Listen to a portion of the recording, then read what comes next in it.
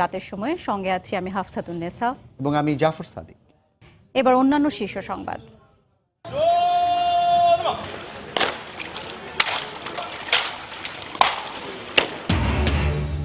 স্বাধীনতা দিবসে জাতির শ্রেষ্ঠ সন্তানদের স্মরণে প্রস্তুত জাতীয় স্মৃতিসৌধ, গুরুত্বপূর্ণ স্থাপনায় আলোকসজ্জা।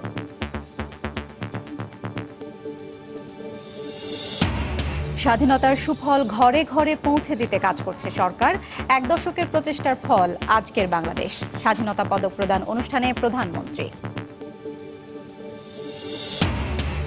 বঙ্গবন্ধুর আত্মস্বীকৃত খুনি নূর চৌধুরীকে ফেরত পাঠানোর প্রক্রিয়া শুরু। কানাডার ফেডারেল আদালতে চলছে মামলার শুনানি। রাজধানীতে তেঁতুলিয়া পরিবহনের বাসের ধাক্কায় মোটরসাইকেল আরোহী নিহত। বাস থেকে ফেলে সিলেট কৃষি বিশ্ববিদ্যালয়ের শিক্ষার্থী হত্যার ঘটনায় মামলা। এবং এইচএসসি পরীক্ষার জন্য 1 এপ্রিল থেকে 6 মে পর্যন্ত কোচিং সেন্টার বন্ধ। প্রশ্ন ফাঁস বন্ধে পরীক্ষা শুরুর 25 মিনিট আগে প্রশ্নপত্রের সেট ঘোষণা, জানালেন শিক্ষামন্ত্রী।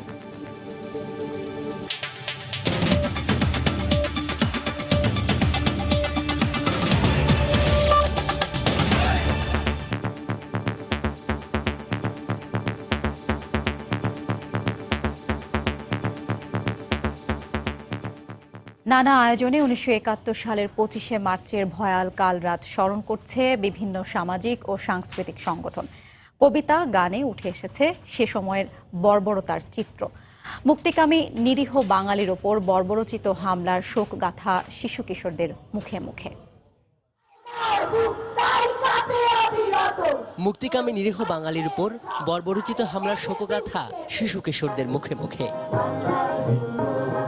48 বছর আগের পাকিস্তানি সামরিক জান্তার নেতৃত্বে বাঙালির উপর চালানো নিষ্ঠুর গণহত্যা স্মরণে কেন্দ্রীয় শহীদ মিনারে জড়ো হয় বিভিন্ন সামাজিক ও সাংস্কৃতিক সংগঠনের সদস্যরা।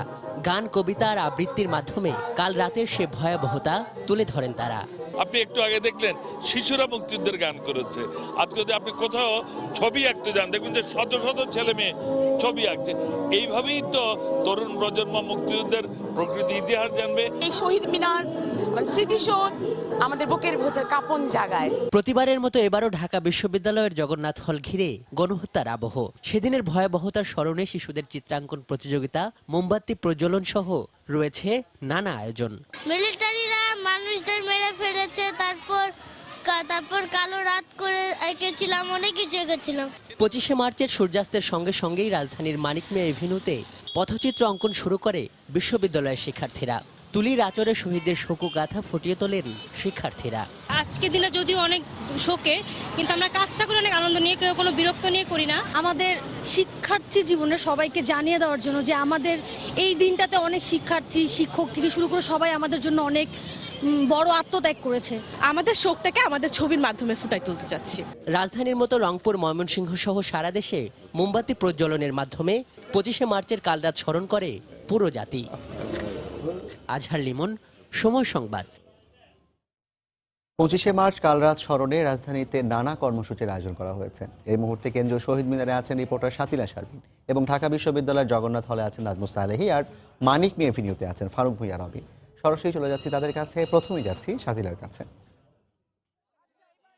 এখন যে মশালটি, আলোর মশালটি, সেই আলোর মশালটি কিন্তু চলে যাচ্ছে হচ্ছে জগন্নাথ হলের যে বধ্যভূমি রয়েছে সেই গণকবরের দিকে। এবং এখানে দেখতে পাচ্ছেন যে ঘাতক দালাল নির্মূল কমিটির আয়োজনে যে আলোর মশাল মিছিলটি হওয়ার কথা ছিল আসলে ব্ল্যাক আউটের পরে, সেই আলোর মিছিলটি শুরু হয়েছে। এবং এই আলোর মিছিল প্রতিনিধিত্ব করছে সেই সময়ের, যেই সময়ে আসলে 25শে মার্চের যে কাল রাত্রিতে যে হানাদাররা ঝাঁপিয়ে পড়েছিল যে বাঙালির উপরে, এবং তারপরে যে প্রতিরোধ করেছিল আসলে বাঙালি, সেই প্রতিরোধের প্রতীক হিসেবে আসলে আলোর মিছিল এবং শহীদদের স্মরণে সেই জাগ্রত যে চেতনা, সেই চেতনাকে ধারণ করে আসলে মিছিলটি এগিয়ে যাচ্ছে জগন্নাথ হলের যে গণকবর, সেই গণকবরের দিকে। এবং এখানে আয়োজকরা আমাদেরকে যেটি জানিয়েছেন সেটি হচ্ছে যে তারা আমাদেরকে বলেছেন এখানকার যে চেতনা, যে অসাম্প্রদায়িক যে চেতনা, সেই চেতনাকে শুধুমাত্র এই আন্দোলনের মধ্য দিয়ে না, শুধুমাত্র নানা রকম কর্মসূচির মধ্য দিয়ে না, ধারণ করতে হবে হৃদয়ে, এবং সেই হৃদয়ের ধারণটি একসময় ছড়িয়ে পড়বে তরুণ প্রজন্মের মাঝে। এবং তারা যে ওই আয়োজনের মধ্য দিয়ে তারা আসলে যে অসাম্প্রদায়িক যে চেতনা, যে ধর্ম বর্ণ নির্বিশেষে যে বাংলাদেশের সবার সম অধিকারের ভিত্তিতে যে বাংলাদেশের মুক্তির বাংলাদেশ গঠিত হয়েছিল, বাংলাদেশের যে স্বাধীনতার যে চেতনা রচিত হয়েছিল, সেই জায়গা থেকেই আসলে তারা বলছেন যে আলো সবসময় আসলে অন্ধকারকে যেমন দূর করে, তেমন সব অশুভ শক্তিকে দূর করে এই বাংলাদেশ একসময় স্বাধীন, সার্বভৌম এবং সব মানুষের সমান অধিকার নিয়ে আসতে পারবে। এবং সেই জায়গাটির সেই চেতনাটির বিকাশ এবং সেই জায়গাটি যখন দাঁড়াবে বাংলাদেশে, তখনই আসলে সম অধিকার প্রতিষ্ঠিত হবে। দেখতে পাচ্ছেন মিছিলটি খুব দ্রুত গতিতে আসলে নবীন প্রবীণ সবার সমন্বয়ে চলে যাচ্ছে জগন্নাথ হলের গণকবরের দিকে। এবং সেই গণকবরের সামনে আছেন, জগন্নাথ হল মাঠের গণকবরের সামনে আছেন আমাদের রিপোর্টার নাজমুস সালিহ। আমরা চলে যাব এখন তার কাছে। ধন্যবাদ সাথিলা। সারা দেশের মতো আজকেও ঢাকা বিশ্ববিদ্যালয়ের জগন্নাথ হল পরিবারও সেই 1971 সালের 25 মার্চ কাল রাতে যারা নৃশংসভাবে হত্যা হয়েছিল, যাদেরকে শহীদ করা হয়েছিল, তাদেরকে স্মরণ করছে। ঢাকা বিশ্ববিদ্যালয়ের জগন্নাথ হলের একেবারে শুরুর দিকে 25 মার্চের যে গণহত্যাটি সংগঠিত হয়েছিল, তার একেবারে শুরুতেই পাক হানাদার বাহিনী এই বিশ্ববিদ্যালয়কে আসলে বেছে নিয়েছিলেন, কারণ এই বিশ্ববিদ্যালয়ে 1969-এর গণ অভ্যুত্থান, তারও আগে 66-র 6 দফা, 62-র শিক্ষা আন্দোলন থেকে শুরু করে 1971-এর মহান মুক্তিযুদ্ধ, সবকিছুতে ঢাকা বিশ্ববিদ্যালয়ের শিক্ষক, শিক্ষার্থী এবং কর্মচারীদের একটি জোরালো ভূমিকা ছিল। পাক হানাদার বাহিনী প্রথমেই সেই ভূমিকাকে নিবৃত্ত করার জন্য ছাত্রদেরকে টার্গেট করে এখানে আসলে গণহত্যা চালায়। শুধুমাত্র বিশ্ববিদ্যালয়ের জগন্নাথ হল নয়, এখানে সার্জেন্ট জহুরুল হক, তৎকালীন আল্লামা ইকবাল হল এবং রোকেয়া হল, শামসুন্নাহার হল, সমস্ত হলে কিন্তু তারা সেদিন তাণ্ডব চালিয়েছিল। তো আমি এখন যেটা আপনাকে দেখানোর চেষ্টা করছি সেটা হচ্ছে যে জগন্নাথ হলে সেই শহীদদেরকে স্মরণ করে যে শহীদ মিনার বানানো হয়েছে, তার বেদিতে এখানে বিশ্ববিদ্যালয়ের বিভিন্ন শিক্ষা সাংস্কৃতিক পরিবারের পক্ষ থেকে মোমবাতি প্রজ্বলনের মাধ্যমে সেই শহীদদেরকে আসলে স্মরণ করা হচ্ছে। এর একটু আগেই ঢাকা বিশ্ববিদ্যালয়ের মাননীয় উপাচার্য তিনি এসেছিলেন, তিনি এসে মোমবাতি প্রজ্বলনের মধ্য দিয়ে এই শহীদদেরকে স্মরণ করার মধ্য দিয়ে এই শহীদ মিনারটি আসলে যারা শহীদ রয়েছেন তাদের আত্মীয় স্বজন এবং বিভিন্ন সামাজিক সাংস্কৃতিক সংগঠনগুলোর জন্য আসলে উন্মুক্ত করে দেওয়া হয়। তার আগে এখানে বিকেল 4টা থেকে আসলে ক্ষুদে শিক্ষার্থীদের চিত্রাঙ্কন প্রতিযোগিতা, এর পরে বিভিন্ন সামাজিক সাংস্কৃতিক সংগঠনগুলো এখানে যে মোমবাতি প্রজ্বলন এবং ফুলের তোড়া দিয়েছেন, দিয়ে এই শহীদদেরকে আসলে স্মরণ করেছেন। এখানে যেটাতে আমি দাঁড়িয়ে আছি এই জায়গাটি হচ্ছে শহীদ মিনার, তার পাশে যে এই ঢাকা বিশ্ববিদ্যালয়ের জগন্নাথ হলের শিক্ষক, কর্মচারী এবং ছাত্রদের লাশগুলোকে এখানে স্তূপ আকারে রাখা হয়েছিল। এই জায়গাটিকে কেন্দ্র করে এবং যে শহীদ মিনার গড়ে উঠেছে সেখানে শ্রদ্ধার অর্ঘ্য নিবেদন করছেন। রাত 9:01 ব্ল্যাক আউট হয়ে যাওয়ার পর এখন সব আলোয় আবার ভরে উঠেছে জগন্নাথ হলের প্রাঙ্গণ। আপনি দেখছেন যে মশাল জ্বালিয়ে, মোমবাতি জ্বালিয়ে আসলে সেদিনের শহীদদেরকে স্মরণ করা হচ্ছে। এইখানে যারা আসছেন, শহীদ পরিবার যেমন রয়েছে, বিভিন্ন সামাজিক সাংস্কৃতিক সংগঠন রয়েছে, সবাই আসলে বলছেন যে এই আজকের দিনের প্রত্যয় হোক একটি সুখী সমৃদ্ধ বাংলাদেশ গড়ে তোলার ক্ষেত্রে তরুণদেরকে এগিয়ে আসতে হবে।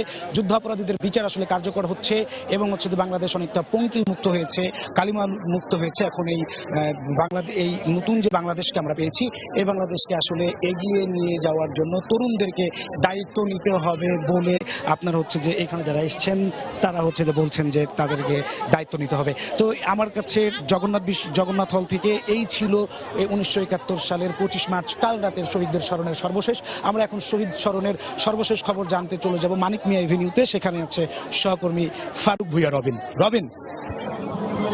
সালেহি, বাঙালি জাতির সবচেয়ে নৃশংসতম অধ্যায় 1971 সালের 25শে মার্চের কালোরাত্রি গণহত্যা স্মরণে আসলে যে জগন্নাথ হলের মতো রাজধানীর মানিক মিয়া এভিনিউতে আসলে নানা ধরনের আয়োজন করা হচ্ছে এবং গণহত্যা স্মরণে এখানে আপনারা জানেন যে university of alternatives developments alternatives ইউডার উদ্যোগে আসলে এখানে নানা ধরনের আয়োজন করা হচ্ছে। তার মধ্যে রয়েছে যে চিত্রাঙ্কন গণহত্যা স্মরণে এবং এই চিত্রাঙ্কনের মধ্য দিয়ে আসলে ফুটিয়ে তোলা হচ্ছে যে 1971 সালের যে 25শে মার্চ নিরস্ত্র নিরীহ এবং ঘুমন্ত বাঙালি জাতির উপর পাকিস্তানি বর্বর হানাদার বাহিনী যেভাবে ঝাঁপিয়ে পড়েছিল এবং সে 1971 সালের যে 25শে মার্চ থেকে সারা বাংলাদেশে যে গণহত্যা চালিয়েছিল পাকিস্তান বর্বর হানাদার বাহিনী, সেটিকে আসলে নানাভাবে তারা ফুটিয়ে তুলছেন। এবং তারা যেটি বলছেন যে এই যে বাঙালি জাতির যেই বিসর্জনের মধ্য দিয়ে এবং যে আত্মত্যাগের মধ্য দিয়ে বাংলাদেশ নামক স্বাধীন রাষ্ট্রটি যে আমরা পেয়েছি, সেই স্বাধীন রাষ্ট্র পাওয়ার ক্ষেত্রে যারা আসলে নানাভাবে আত্মত্যাগ করেছেন তাদের প্রতি একটু যে শ্রদ্ধা জানানো এবং যে তাদেরকে স্মরণ করা, সেই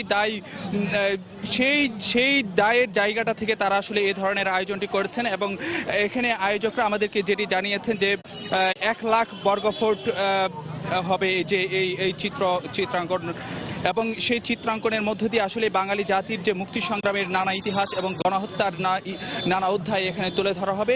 শুধু তাই নয়, একই সঙ্গে কিন্তু এখানে যে সাংস্কৃতিক আয়োজনও করা হয়েছে, আপনাকে যদি জানাতে চাই, এখানে একই সঙ্গে যেমন চিত্রাঙ্কন চলছে যে অন্যদিকে 1971 সালে মুক্তি সংগ্রামে যারা নিহত হয়েছেন এবং যাদের আত্মত্যাগের বিনিময়ে আমরা আমাদের এই স্বাধীন ভূখণ্ড পেয়েছি তাদেরকে স্মরণ করতে এখানে গণসঙ্গীতের আয়োজন করা হয়েছে। এবং পাশাপাশি যে মুক্তিযুদ্ধভিত্তিক প্রামাণ্য চিত্র কিন্তু প্রদর্শনের আয়োজন করা হয়েছে। আরও যদি আপনাকে বলতে চাই যে কবিতা আবৃত্তি করা হয়েছে, মুক্তিযুদ্ধভিত্তিক কবিতা আবৃত্তি করা হয়েছে। এবং আয়োজকরা আমাদেরকে যেটি জানিয়েছেন, আজকে আসলে যে সারা রাত ধরে এই আয়োজনটি চলবে এবং আয়োজকরা আসলে যে আজকে সূর্যাস্তের সময় অর্থাৎ যে 25শে মার্চ যে গণহত্যার যে কাল রাতের যে সূর্যাস্ত সময় থেকে শুরু হয়েছে তাদের এই আয়োজন, নানাভাবে তারা তাদের যে চিত্রকর্ম তারা তুলে ধরছেন, তারা ফুটিয়ে তুলছেন। এবং আয়োজকরা আমাদেরকে যেটি জানিয়েছেন যে আজকে সারা রাত ধরে চলবে এবং যে আজকে যে সন্ধ্যার সময় যে আপনারা জানেন যে 21শে পদকপ্রাপ্ত যে চিত্রশিল্পী অধ্যাপক ডক্টর জামাল আহমেদ, তিনি কালো পতাকা উত্তোলন এবং যে জাতীয় পতাকা অর্ধনমিত করার মধ্য দিয়ে আজকের এই আয়োজনটি শুভ সূচনা করেছিলেন। এবং এই আয়োজনটি আসলে আগামীকাল যে সকালবেলায় অর্থাৎ যে 26শে মার্চ যে স্বাধীনতা দিবসের ভোরের আলো ফোটার সঙ্গে সঙ্গে কালো পতাকা নামিয়ে জাতীয় পতাকা উত্তোলনের মধ্য দিয়ে আসলে এই আয়োজনটি যে পরিসমাপ্তি ঘটবে। তো আরেকটি বিষয় যদি আপনাকে জানাতে চাই যে এই আয়োজনের মধ্য দিয়ে যারা আয়োজকরা বলছেন যে তারা আসলে 2003 সাল থেকে তারা আসলে নানাভাবে তাদের এই আয়োজন করে আসছেন এবং তারা মনে করেন যে তাদের এই আয়োজনের মধ্য দিয়ে যে প্রজন্ম আসলে মুক্তিযুদ্ধ দেখেনি, যারা আসলে মুক্তিযুদ্ধ দেখেনি, যে তাদের কাছে আসলে মুক্তিযুদ্ধের বার্তা এবং যে গণহত্যার বার্তা আসলে তাদেরকে আসলে যে তুলে ধরবেন। তো এই ছিল আসলে আমার কাছে রাজধানীর মানিক মিয়া এভিনিউ থেকে সবশেষ খবরাখবর। ফিরে যাচ্ছি স্টুডিওতে। জাফর। 25শে মার্চ কাল রাত স্মরণে ঠিক রাত 9টায় 1 মিনিট ব্ল্যাক আউটের পর রাজধানী জুড়ে নানা আয়োজনের খবর জানাতে কেন্দ্রীয় শহীদ মিনার থেকে যোগ দিয়েছিলেন শাতিলা শারমিন, জগন্নাথ হল থেকে যোগ দিয়েছিলেন রিপোর্টার নাজমুস সালেহী এবং সবশেষ মানিক মিয়া এভিনিউ থেকে যোগ দিয়েছিলেন রিপোর্টার ফারুক ভূঁইয়া রবিন। রাতের সময় আরো থাকছে। কিশোরগঞ্জে পুলিশ হেফাজতে বেধড়ক পিটিয়ে আওয়ামী লীগ নেতার ছেলের পা ভেঙে দেওয়ার অভিযোগ, প্রতিবাদে বিক্ষোভ, সড়ক অবরোধ, অভিযুক্ত কনস্টেবল প্রত্যাহার।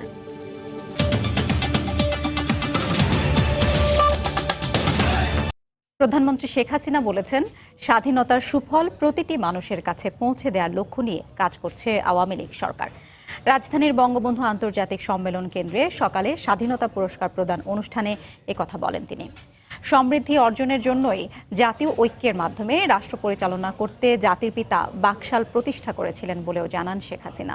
বলেন, পরাজিত শক্তির দোসররা বারবার চেষ্টা করেছে স্বাধীনতাকে ভুলুণ্ঠিত করতে।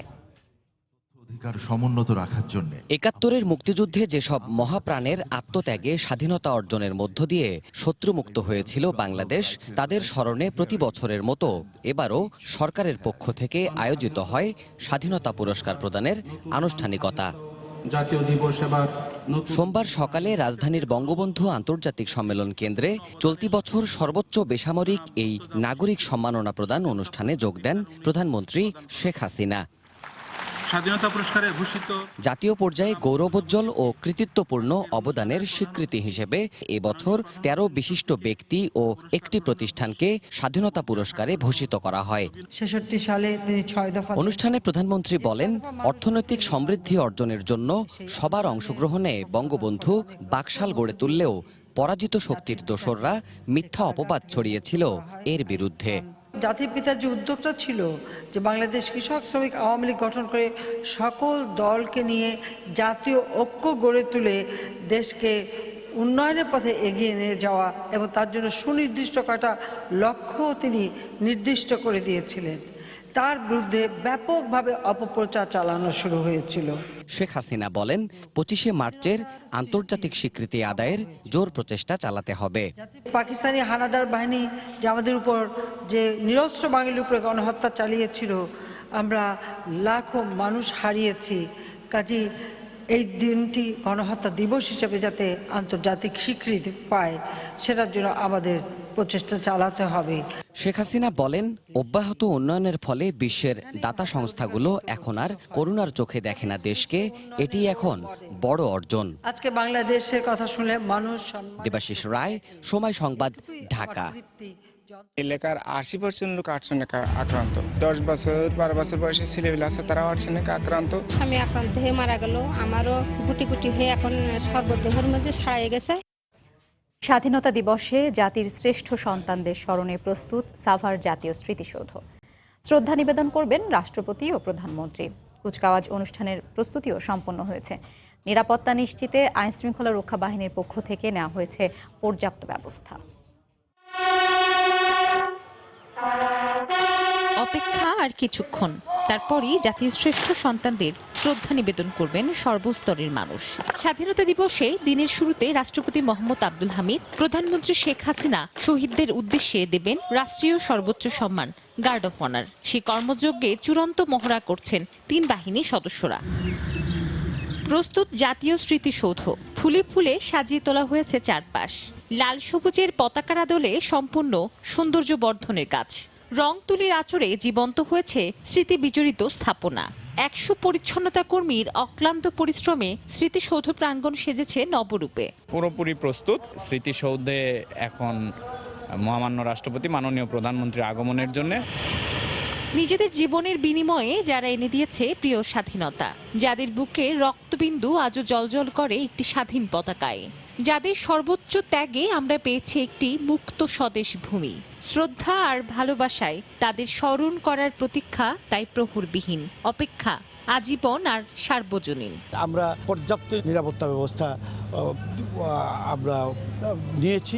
বড় বড় এলইডি স্ক্রিনের মাধ্যমে মুক্তিযুদ্ধের যে চেতনা সেটাকে আমরা ফুটিয়ে তুলি, মানুষের মাঝে সেটাকে আমরা ছড়িয়ে দেওয়ার চেষ্টা করি। প্রতি বছরের মতো সাভার জাতীয় স্মৃতিসৌধে আবারও নামবে লাখো মানুষের ঢল। আবারও বাঙালি শ্রদ্ধা আর ভালোবাসায় কৃতজ্ঞ চিত্তে স্বাধীনতার সুখ নিয়ে গৌরবে মর্যাদায় মাথা উঁচু করে দাঁড়াবে প্রিয় স্মৃতিসৌধ। মৌসুমী মো, সময় সংবাদ, সাভার। মহান স্বাধীনতা ও জাতীয় দিবস উপলক্ষে বর্ণিল সাজে সেজেছে রাজধানী। জাতীয় দিবসের আবহে আলোকসজ্জা করা হয়েছে নগরীর সরকারি বেসরকারি স্বায়ত্তশাসিত স্থাপনাগুলোতে। লাল সবুজের আলোতে সাজানো হয়েছে বাংলাদেশ ব্যাংক, সচিবালয়, নগর ভবন সহ সরকারি অফিসগুলো। স্বাধীনতা দিবসের একদিন আগে সাজানো হয়েছে উচ্চ আদালত, মৎস্য ভবন, পররাষ্ট্র ও গৃহায়ণ মন্ত্রণালয়ের দপ্তরগুলো। এছাড়া আলোকসজ্জা করা হয়েছে ঢাকা বিশ্ববিদ্যালয়ের কার্জন হল, একাডেমিক ভবন ও আবাসিক হলগুলোতেও।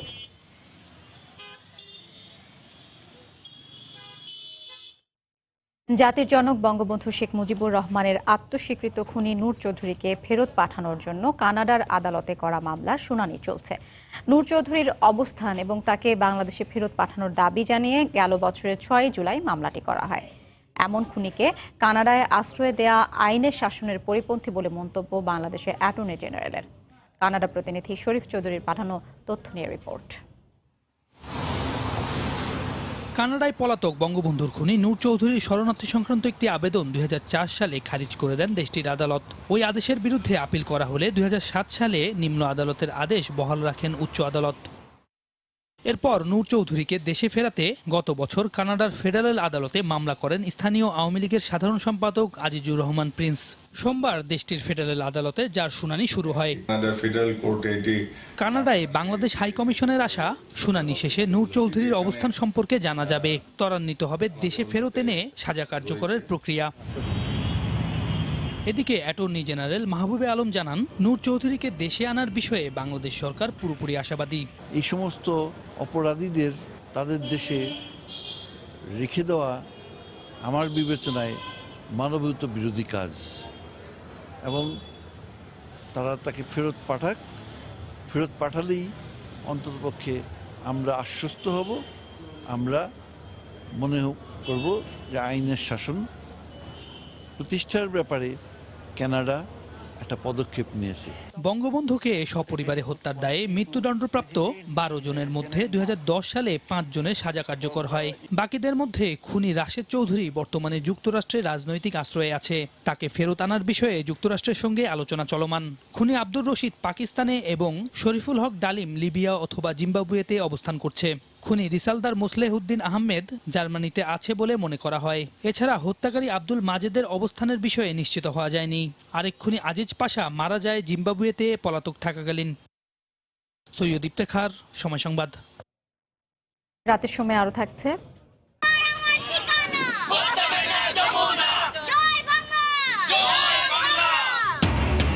৪৮তম স্বাধীনতা দিবস সামনে রেখে নিউ ইয়র্কে প্রবাসী বাংলাদেশিদের শোভাযাত্রা। গর্বিত ইতিহাসকে সারা বিশ্বে ছড়িয়ে দেওয়াই লক্ষ্য।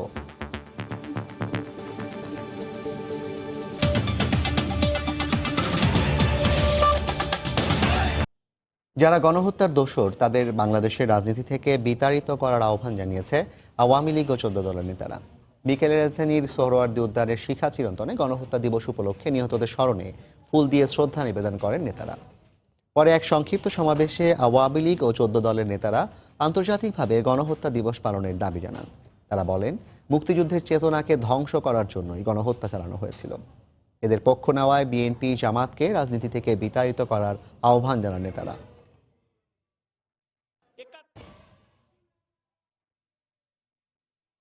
রাজপথের আন্দোলনের মাধ্যমে বেগম জিয়াকে মুক্ত করতে নেতাকর্মীদের প্রতি আহ্বান জানালেন বিএনপির শীর্ষ নেতারা। সন্ধ্যায় রাজধানীর ইঞ্জিনিয়ার্স ইনস্টিটিউশন মিলনায়তনে বিএনপি আয়োজিত স্বাধীনতা দিবসের আলোচনা অনুষ্ঠানে তারা এই আহ্বান জানান। ভুল ত্রুটি শুধরে দলকে শক্তিশালী করার আহ্বানও জানান তিনি। বেগম খালেদা জিয়ার মুক্তি আইনে লড়াই হবে না, এবার লড়াই করতে হবে রাস্তায়। আমাদের সংগঠনগুলোকে মজবুত করে যেখানে যে ভুল ত্রুটি আছে সেগুলোকে আমরা সূত্রে নিয়ে লড়াই করে দেশনেত্রী বেগম খালেদা জিয়াকে মুক্ত করতে হবে। পরিত্যক্ত নির্জন কারাগারে প্রতিদিন তার শরীর খারাপ হচ্ছে এবং কিন্তু দুর্ভাগ্য ভয়ঙ্কর, এই ভয়াবহ সরকার তার চিকিৎসার ব্যবস্থা পর্যন্ত করছে না। জনগণকে সঙ্গে নিয়ে তাকে মুক্ত করব এবং তাকে মুক্ত করলেই গণতন্ত্রকে মুক্ত করা হবে। এলাকার 80% লোক আর্সেনিকে আক্রান্ত। 10 বছর 12 বছর বয়সী ছেলেমেয়ে আছে, তারাও আর্সেনিকে আক্রান্ত। আমি আক্রান্ত হয়ে মারা গেল, আমারও গুটি গুটি হয়ে এখন সর্বদেহের মধ্যে ছড়িয়ে গেছে। দেখবেন সংবাদের শেষাংশে। রাজধানীর শেওড়াপাড়ায় তেঁতুলিয়া পরিবহনের বাসের ধাক্কায় এক মোটরসাইকেল আরোহী নিহত হয়েছেন। নিহতের নাম নুর ইসলাম শান্ত। তার বাড়ি মাদারীপুরে। ঘটনার পরপরই বাসের চালককে আটক করে মিরপুর মডেল থানায় নেওয়া হয়। জব্দ করা হয়েছে বাসটিকে। অন্য সব দিনের মতোই নিজের মোটরসাইকেলে রাজধানীর মিরপুরের দিকে যাচ্ছিলেন নূর ইসলাম শান্ত। তবে মিরপুর পৌঁছানোর আগেই শেওড়াপাড়া বাস স্ট্যান্ডেই জীবনের গতি থামিয়ে দেয় একই রুটের তেঁতুলিয়া পরিবহনের একটি বাস। সিসিটিভি ফুটেজে দেখা যায় ঘাতক বাস প্রথমে বাইকটিকে পেছন থেকে ধাক্কা দিলে রাস্তায় পড়ে যায় চালক। এরপরই বেশ কিছু দূর টেনে নিয়ে যায় ঘাতক বাস। প্রত্যক্ষদর্শীরা জানান, তাৎক্ষণিক বাস থামানো গেলে হয়তো বেঁচে যেত আরও একটি প্রাণ। এইখান থেকে হ্যাঁচড়াইতে এইখানে নিচে যখন আমরা দুজন চিল্লা ফাল্লা করলাম তখন সে ব্রেকটা করলো না। যখন সামনে গিয়া মনে করেন পিছনের সামনের চাকাটা যখন সিনার উপর দৌড়ছে, যখন পিছনের চাকাটাও সিনার উপর দৌড়ছে, তখন ওই জায়গায় আমরা সামনে গিয়ে দাঁড়াইলাম। কিছু লোকটা পড়ে আছে, সব লোকজন দেখতেছে, কেউই ধরে নাই।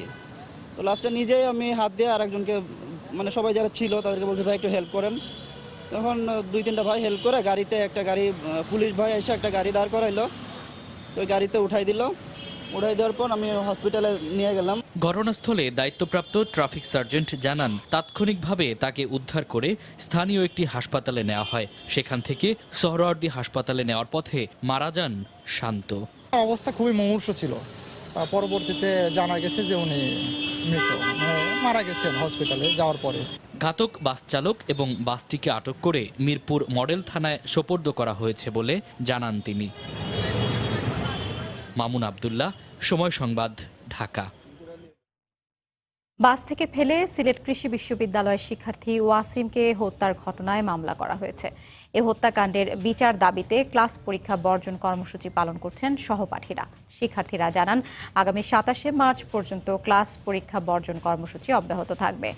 এদিকে এ ঘটনায় দুপুরে বিশ্ববিদ্যালয়ের প্রক্টর মৃত্যুঞ্জয়ী কুণ্ডু বাদী হয়ে উদার পরিবহনের চালক, হেলপার ও সুপারভাইজারকে আসামি করে মৌলভীবাজার সদর থানায় হত্যা মামলা করেছেন। শনিবার বিকেলে উদার পরিবহনের একটি বাসে হবিগঞ্জ থেকে ফিরছিলেন সিলেট কৃষি বিশ্ববিদ্যালয়ের 11 শিক্ষার্থী। বাসটি মৌলভীবাজার বিশ্ব রোডে পৌঁছালে ভাড়া নিয়ে হেলপারের সঙ্গে তাদের কথা কাটাকাটির এক পর্যায়ে বাসের হেলপার ওয়াসিম সহ দুজনকে ধাক্কা দেয়। এতে চলন্ত বাস থেকে পড়ে গুরুতর আহত হন ওয়াসিম। পরে চিকিৎসাধীন অবস্থায় ওসমানী মেডিকেল কলেজ হাসপাতালে তার মৃত্যু হয়। প্রশ্ন ফাঁস বন্ধে পরীক্ষা শুরুর 25 মিনিট আগে সেট ঘোষণা করার পর পরীক্ষার্থীদের প্রশ্নপত্র বিতরণ করা হবে বলে জানিয়েছেন শিক্ষামন্ত্রী ডক্টর দীপু মনি।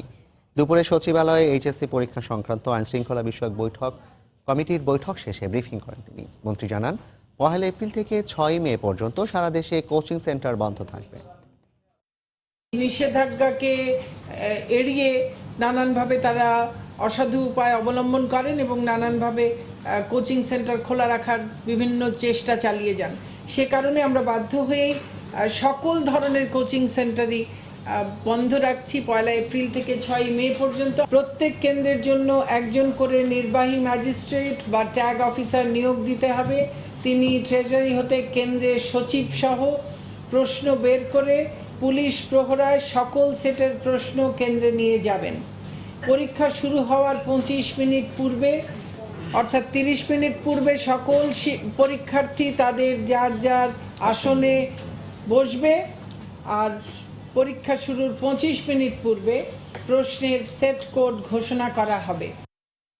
এলাকার 80% লোক আর্সেনিকে আক্রান্ত। 10 বছর 12 বছর বয়সী ছেলেমেয়ে আছে, তারাও আর্সেনিকে আক্রান্ত। আমি আক্রান্ত হয়ে মারা গেল, আমারও গুটি গুটি হয়ে এখন সর্বদেহের মধ্যে ছড়িয়ে গেছে। দেখবেন সংবাদের শেষাংশে। কিশোরগঞ্জে এক আওয়ামী লীগ নেতার ছেলেকে থানা হেফাজতে বেধড়ক পিটিয়ে পা ভেঙে দেওয়ার অভিযোগ উঠেছে পুলিশ সদস্যের বিরুদ্ধে। আহত তমালকে সদর হাসপাতালে ভর্তি করা হয়েছে। এ ঘটনার প্রতিবাদে সড়ক অবরোধ করে বিক্ষোভ করেছেন আওয়ামী লীগ নেতাকর্মীরা। অভিযুক্ত পুলিশ কনস্টেবলকে এরই মধ্যে প্রত্যাহার করা হয়েছে। কিশোরগঞ্জ প্রতিনিধি নূর মোহাম্মদের তথ্য ও ছবিতে রিপোর্ট। রোববার বিকেলে কিশোরগঞ্জ সদর উপজেলা নির্বাচনে যশোদল টেক্সটাইল মিল কেন্দ্রে অশালীন আচরণের অভিযোগে স্থানীয় ইউনিয়ন আওয়ামী লীগ সভাপতি শফিকুল হক বাবুলের ছেলে তমালকে 3 মাসের কারাদণ্ড দেন ভ্রাম্যমাণ আদালত। পরে তাকে পুলিশের কাছে হস্তান্তর করা হয়। স্বজনদের অভিযোগ, রাত 8:30টার দিকে সদর থানায় হ্যান্ডকাপ পরিয়ে তাকে বেধড়ক পেটায় পুলিশ কনস্টেবল ইমরান। এ সময় তার ডান পা ভেঙে যায়। পরে তাকে সদর হাসপাতালে ভর্তি করা হয়।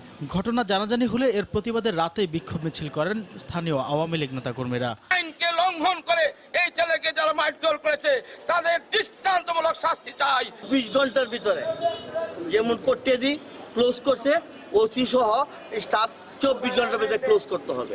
অভিযুক্ত পুলিশ কনস্টেবলের বিরুদ্ধে ব্যবস্থা নিতে সোমবার দুপুরে শহরের কালীবাড়ি এলাকায় সড়ক অবরোধ করে বিক্ষোভ মিছিল ও মানববন্ধন করেন স্থানীয় আওয়ামী লীগ নেতাকর্মী ও এলাকাবাসী। পরে পুলিশের পক্ষ থেকে অভিযুক্তকে প্রত্যাহার করে প্রয়োজনীয় ব্যবস্থা নেওয়ার কথা জানান জেলা পুলিশ সুপার। পুলিশ কর্তৃক যে অন্যায় হয়েছে এই জন্য পুলিশকে আমরা ক্লোজ করেছি, তদন্ত করার জন্য তদন্ত কমিটি করেছি। যে অন্যায় আমরা পাবো, যারা যারা এখানে দোষী আছে তাদের আমরা আমাদের বিভাগীয় ব্যবস্থায় মামলায় নিয়ে আসবো। অভিযুক্ত পুলিশ কনস্টেবল ইমরান ও কিশোরগঞ্জ থানার ভারপ্রাপ্ত কর্মকর্তার বিরুদ্ধে ব্যবস্থা না নিলে কঠোর আন্দোলনের হুঁশিয়ারি দেন আওয়ামী লীগ নেতাকর্মীরা। সময় সংবাদ, কিশোরগঞ্জ। ৪৮তম স্বাধীনতা দিবস সামনে রেখে নিউ ইয়র্কে বর্ণাঢ্য শোভাযাত্রা করেছেন প্রবাসী বাংলাদেশিরা। বাংলাদেশের পতাকা ও বঙ্গবন্ধুর ছবি হাতে নিয়ে এই শোভাযাত্রায় অংশ নেন সব বয়সী মানুষ। রোববার মুক্তধারা ফাউন্ডেশন ও বাঙালি চেতনা মঞ্চ আয়োজিত শোভাযাত্রার উদ্বোধন করেন পরিবেশ, বন ও জলবায়ু পরিবর্তন বিষয়ক মন্ত্রী মোহাম্মদ শাহাবুদ্দিন। নিউ ইয়র্ক থেকে আরও জানাচ্ছেন হাসানুজ্জামান সাকি। মুক্তধারা ফাউন্ডেশন ও বাঙালির চেতনা মঞ্চের উদ্যোগে স্বাধীনতা প্যারেডে অংশ নেয় বিভিন্ন বয়সীদের সাথে শিশুরাও। এই শিক্ষাটা আমরা দেব আমাদের সন্তানদেরকে, যাতে তারাও দেশটাকে ভালোবাসে এবং ভালোবেসে কিছু করে দেশের জন্য। প্যারেডের উদ্বোধন করেন পরিবেশ, বন ও জলবায়ু পরিবর্তন বিষয়ক মন্ত্রী মোহাম্মদ শাহাবুদ্দিন। এ সময় ডাইভার্সিটি প্লাজায় উপস্থিত প্রবাসীদের উদ্দেশ্যে বক্তব্য রাখেন মন্ত্রী ও আয়োজকরা। সারা বিশ্বে বাঙালিরা তাদের তুলে ধরছে, বাংলাদেশকে তুলে ধরছে, আমাদের মহান মুক্তিযুদ্ধকে তুলে ধরছে, লাল সবুজের জয় আর সারা পৃথিবীতে।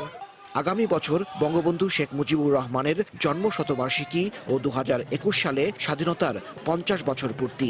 এ উপলক্ষে স্বাধীনতা প্যারেডকে সার্বজনীন রূপ দিতে চান আয়োজকরা। লক্ষ লক্ষ মানুষজন একত্রিত হয়ে আমরা সকলে এক ছাতার নিচে একত্রিত হয়ে সকলে মিলে যাতে করতে পারি, এটি আমার সকলের কাছে একটি বিনীত প্রার্থনা। নিউ ইয়র্ক শোভাযাত্রাটি জ্যাকসন হাইটসের বিভিন্ন রাস্তা ঘুরে PS 69 স্কুলে এসে শেষ হয়। সেখানে সমাপনী বক্তব্য রাখেন নিউ ইয়র্কের কনসাল জেনারেল। গত 4 বছর ধরে নিউ ইয়র্কের কুইন্সে অনুষ্ঠিত হচ্ছে বাংলাদেশ প্যারেড। তবে স্বাধীনতার সুবর্ণ জয়ন্তী উপলক্ষে 2021 সালে এই আয়োজন বিশাল ব্যাপ্তি পাবে ম্যানহাটানে। হাসানুজ্জামান সাকি, সময় সংবাদ, নিউ ইয়র্ক।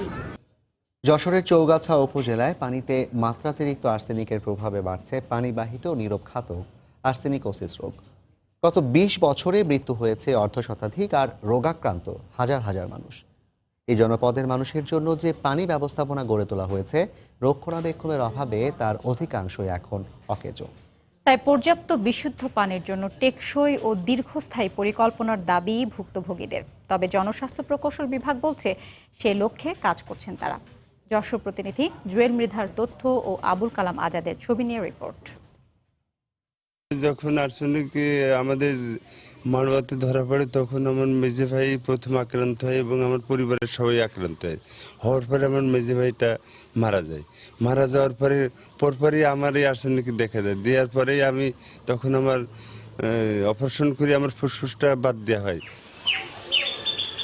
1998 সালে যশোরের চৌগাছা উপজেলার মারুয়া গ্রামে প্রথম আর্সেনিকোসিস রোগীর সন্ধান পাওয়া যায়। এরপর জাপানি দাতা সংস্থা জাইকা ওই এলাকার টিউবওয়েলের পানি পরীক্ষা করে আর্সেনিক পায়। পরবর্তী সমীক্ষায় উপজেলা জুড়েই মেলে মাত্রাতিরিক্ত আর্সেনিকের প্রমাণ। এলাকার 80% লোক আর্সেনিকে আক্রান্ত।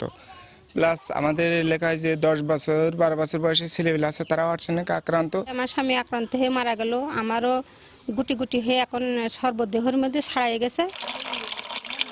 2001 সাল থেকে উপজেলা জুড়েই নিরাপদ পানি সরবরাহের জন্য সরকারি বেসরকারি উদ্যোগে পাতকুয়া, ডাগ অয়েল বিভিন্ন প্ল্যান্ট নির্মিত হয়। এর মধ্যেই মারা যান অর্ধশতাধিক মানুষ ও রোগাক্রান্ত হয় হাজার হাজার মানুষ। 2015 সাল পর্যন্ত জাইকার সহযোগী প্রতিষ্ঠান এশিয়া আর্সেনিক নেটওয়ার্ক এসব স্থাপনা এবং চিকিৎসার দেখভাল করলেও জাপানি নাগরিক হোশিকোনিও হত্যার পর সব থমকে যায়। এরপর গত 3 বছরের বেশি সময় ধরে রক্ষণাবেক্ষণের অভাবে পানির উৎসগুলোর অধিকাংশই এখন অকেজো। 1 কিলোমিটার দূরে পানি আনতে হয়। যা আর্সেনিক মুক্ত কল ছিল সেগুলো অকেজো হয়ে গেছে, আর যা দুটো একটা ভালো আছে সেইগুলোতে সেখানতে পানি ব্যবহার করতে হয়। দুটো ভাই মারা গিয়েছে আর্সেনিকের কারণে, বুঝছে। এখন আমার আছে, আমারও তো ভয় আছে যে পানির জন্য সমস্যা হচ্ছে, কিন্তু পানি খেয়ে একটু কম হচ্ছে, কিন্তু আরো যদি ভালো হয় পানিটা তাহলে সমস্যা কেটে যাবে। মাত্রাতিরিক্ত আর্সেনিকের ফলে বাড়ছে সামাজিক সমস্যাও। এ কারণে টেকসই ও দীর্ঘস্থায়ী পরিকল্পনা গ্রহণের দাবি স্থানীয়দের। আমার দেওরের গায়ে প্রচুর আর্সেনিক, আমরা একটু বিয়ে দিতে গেলে এখন ভয় পাচ্ছি যে শ্বশুরবাড়ি যে আগলা হবে তখন ওর গায়ে তো অতিরিক্ত আর্সেনিক, এবারটা তো হয়তো বিয়ে ভেঙে যেতে পারে। নতুন কোনো আত্মীয়স্বজন আসলে বা নিজেদের আত্মীয়স্বজন আসলে দিনের দিনে চলে যায় বা সাথে করে পানি নিয়ে এসে পানি পান করতে চায় না। জনস্বাস্থ্য প্রকৌশল বিভাগের কর্মকর্তার দাবি, বিশুদ্ধ পানি নিশ্চিত করতে পানি শোধনাগার স্থাপন ও পাইপলাইনে পানি সরবরাহ সহ সব ধরনের উদ্যোগই নেওয়া হচ্ছে। বিশ্বব্যাংকের অর্থায়নে একটি প্রকল্প বাস্তবায়ন করবে এবং যা আগামী 6 মাসের মধ্যে এর কাজ শুরু হবে। এর ফলে চৌগাছা পৌরবাসী আর্সেনিক মুক্ত পানি পাবে। জনস্বাস্থ্য প্রকৌশল অধিদপ্তরের তথ্য মতে উপজেলায় 3656টি নলকূপ রয়েছে। সময় সংবাদ, যশোর। এ পর্যায়ে শীর্ষ সংবাদ জানিয়ে দিচ্ছে আরেকবার। নৃশংসতম 25শে মার্চ কাল রাত স্মরণে 1 মিনিটের ব্ল্যাকআউট, কেন্দ্রীয় শহীদ মিনারে আলোর মিছিল, গান কবিতা আবৃত্তিতে তুলে ধরা হলো বর্বরতার চিত্র।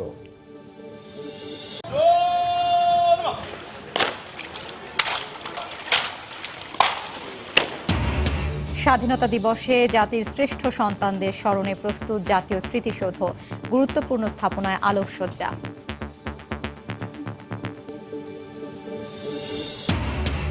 স্বাধীনতার সুফল ঘরে ঘরে পৌঁছে দিতে কাজ করছে সরকার, 1 দশকের প্রচেষ্টার ফল আজকের বাংলাদেশ। স্বাধীনতা পদক প্রদান অনুষ্ঠানে প্রধানমন্ত্রী।